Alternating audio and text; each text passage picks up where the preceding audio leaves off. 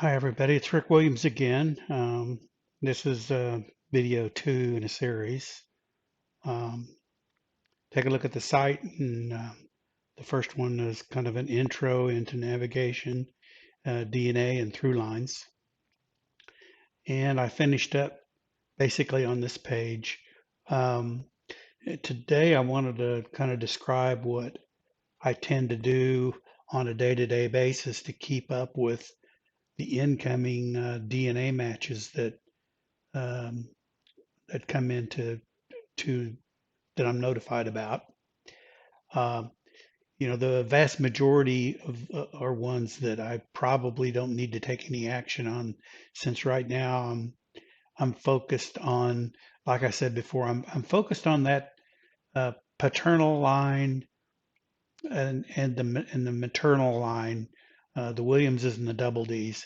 And once you get outside that line um, with in-laws and um, others that are supplementary to the information I'm trying to put up, I usually let that information go and try to stay on the straight and narrow.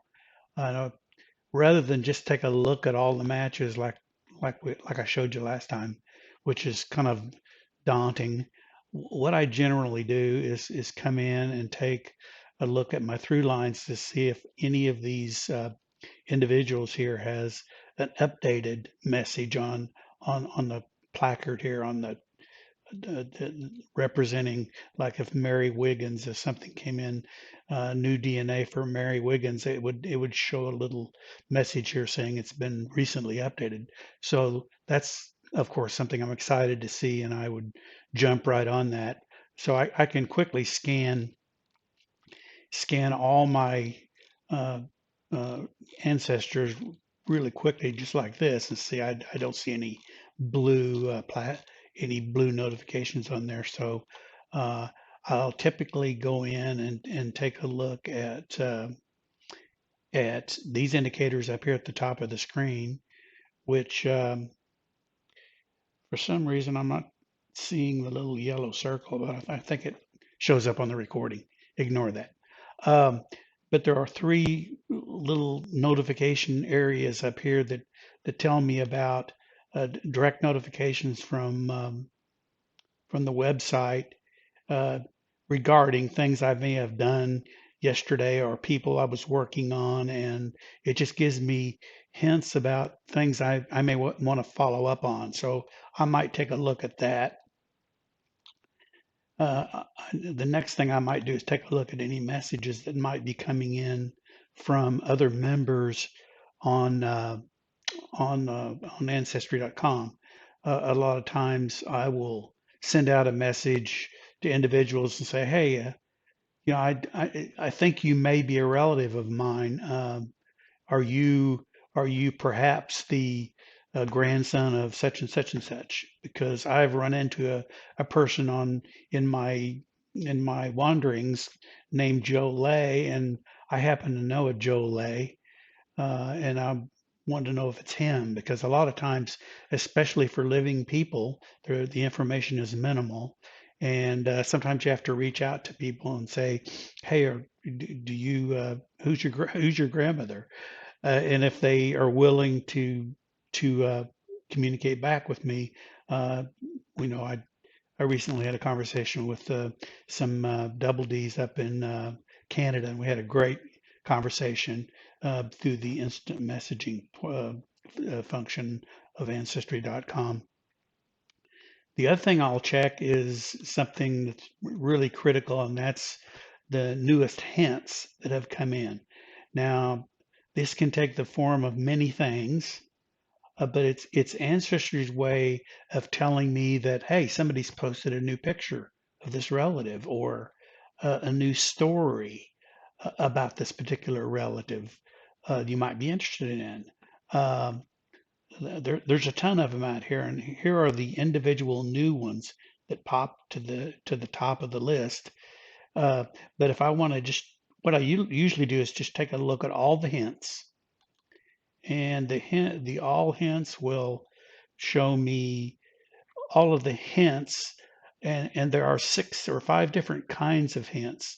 There are record hints, and these are many. There's 83,000 open record hints out there that basically tell me, uh, provide me with a heads up on information that may or may not apply to this person who is in my tree. So this particular person, I'm being notified that he's on a Revolutionary War rolls. This incident may or may not really be him.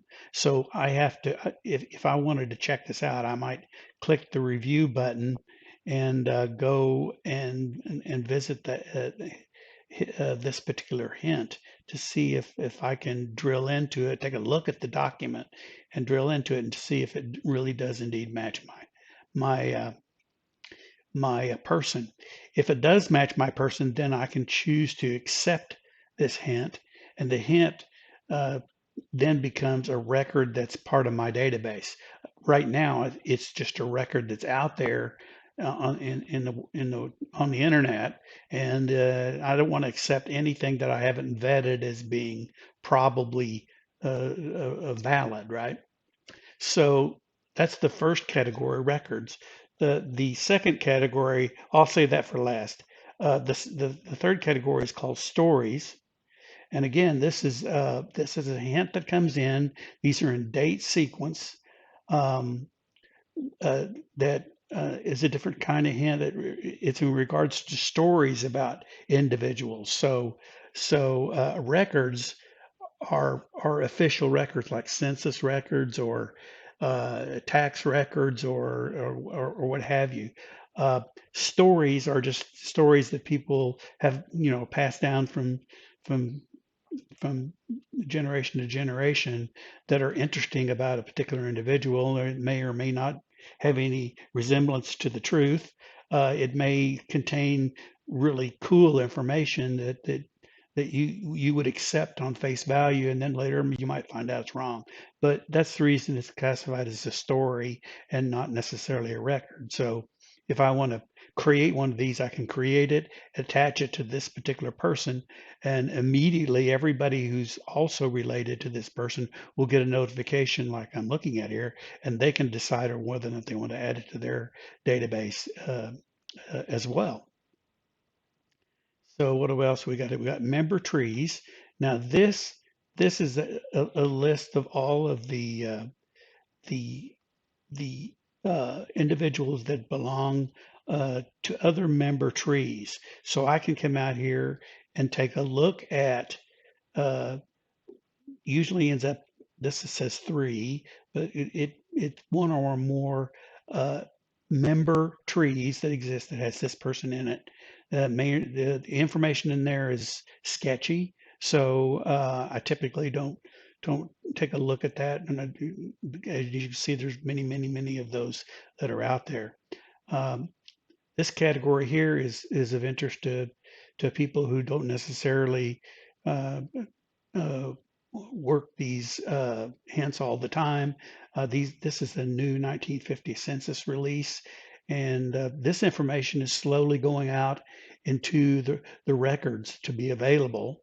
Eventually, it'll end up in the record category here, but it's so new, being processed now, that it's given us a heads up on any 1950 census information just released in April. So yeah, I want to know about brand new shiny census information, and if I want to find out about old stuff, I could look in the records. So I've covered everything except photos, and I want to make sure that